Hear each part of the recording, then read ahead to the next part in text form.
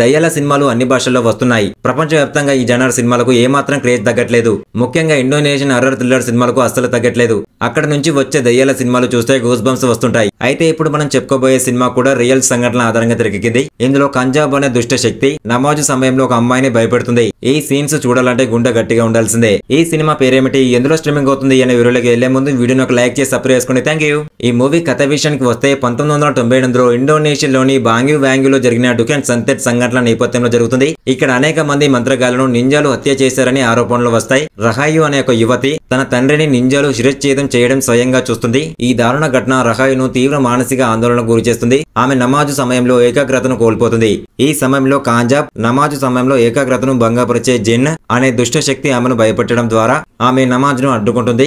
ఆమె భయపడి తన సవతి తల్లి సోనింగ్, చెల్లెలు రీరీతో కలిసి బాన్యువాంగిని విడిచి తన సొంత గ్రామం బ్రిటిష్ కు తిరిగి వస్తుంది. అయితే బ్రిటిష్ లో ఈ కుటుంబం మంత్రగాళ్ల కుటుంబంగా ఆరోపణలు ఎదుర్కొంటుంది. దీనివల్ల వీళ్ళు సామాజికంగా ఒంటరిగా మారుతారు. ఈ ఒంటరితనం రహాయు మానసిక ఒత్తిడిని మరింత పెంచుతుంది. అంతేకాకుండా ఆమె నమాజు చేస్తున్న సమయంలో అక్కడ కూడా కాంజాబ్ రూపంలో ఆత్మలు వేధిస్తాయి. అయితే ఈ ఆత్మ రహాయు తండ్రిదని సూచనలు వస్తాయి. ఇది ఆమెను ఆమె శత్రువులను వేధిస్తుంది. రహాయు తన ఆధ్యాత్మిక శాంతిని తిరిగి పొందడానికి ప్రయత్నిస్తుంది. కానీ కాంజాబ్ ఆమెను నిరంతరం భయపెడుతుంది. ఈ క్లైమాక్స్ ఒక షాకింగ్ ట్విస్ట్ తో ఎండ్ అవుతుంది. రహాయుని కాంజాబ్ ఎందుకు వేధిస్తుంది, ఆమె తండ్రి ఆత్మగా ఎందుకు వచ్చాడు, క్లైమాక్స్ ట్విస్ట్ ఏంటి అనే విషయాలను ఇండోనేషియన్ హర్రర్ థ్రిల్లర్ సినిమాను చూసి తెలుసుకోండి. మంత్రగాల ఊచకోత ఘటన నేపథ్యంలో రూపొందింది. ఈ మూవీ 2023 ఏప్రిల్ 19 థియేటర్లో విడుదలైంది. ప్రస్తుతం అమెజాన్ ప్రైమ్ వీడియోలో స్ట్రీమింగ్ అవుతుంది. మన ఛానల్ ని ఎవరైనా కొత్తగా చూస్తున్నట్లయితే ప్లీజ్ ఒక లైక్ చేసి సబ్స్క్రైబ్ చేసుకోండి. Thank you.